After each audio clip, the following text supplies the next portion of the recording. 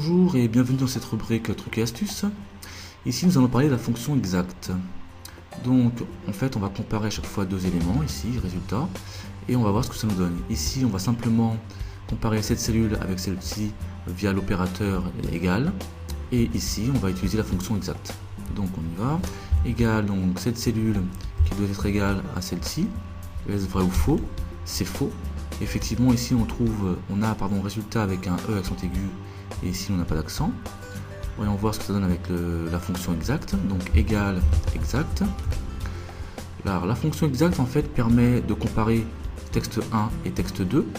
Donc mon texte 1 ce sera cette cellule, point virgule, voilà celle-ci, je ferme la parenthèse, contrôle entrée, je trouve également faux. Donc ici ce qu'on peut dire c'est que dans les deux cas il y a une différence à cause de l'accent aigu. Donc ici égal cet élément là et celui-ci, on valide, on trouve vrai. Donc ici on constate qu'on a des majuscules et là des minuscules. Donc apparemment il n'y a pas de différence lorsqu'on se sert de l'opérateur égal. D'accord. Donc on va voir ce que ça donne au niveau de la fonction exact, égal exact. Donc cet élément là, donc le texte 1 puis le texte 2. Je ferme la parenthèse, je valide et je trouve faux.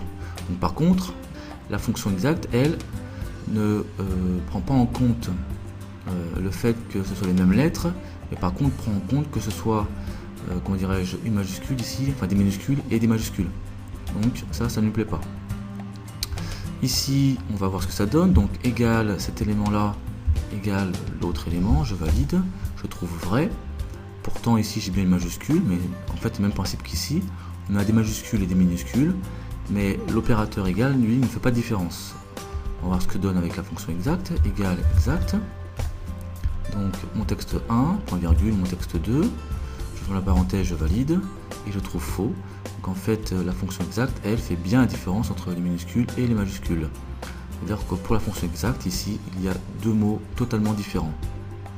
Donc ici, on va voir ce que ça donne. Ici, donc égal celui-ci et ce résultat là, je ferme la parenthèse, je valide, donc faux.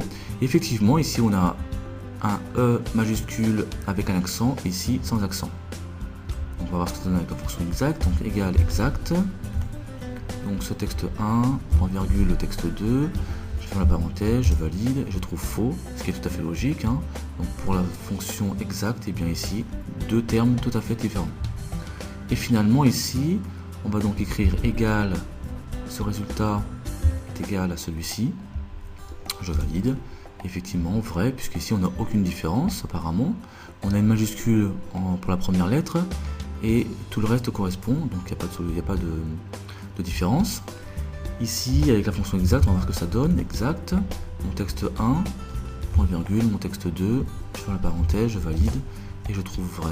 Donc effectivement ici on a bien majuscule et minuscule, mais écrit de la même manière ici en C10 et en C11.